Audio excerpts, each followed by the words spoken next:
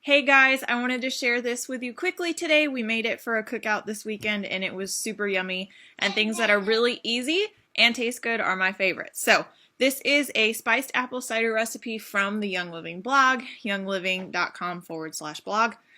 And it is under Halloween Punch or something like that. So you'll find it, it's easy.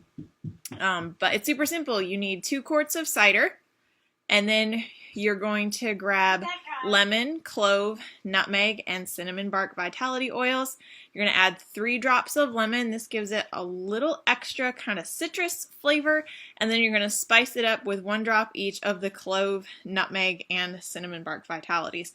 Super simple. You drop it all in, mix it up. You're going to want to keep this in a glass server of some sort. So I have a like juice dispenser that's glass, so I use that, but anything that is glass, a glass pitcher, whatever.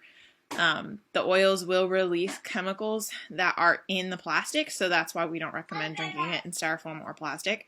So that's all you need, a glass container for it, the cider, and those 4 oils. I hope you guys enjoy and are having a wonderful fall. We'll see you next week.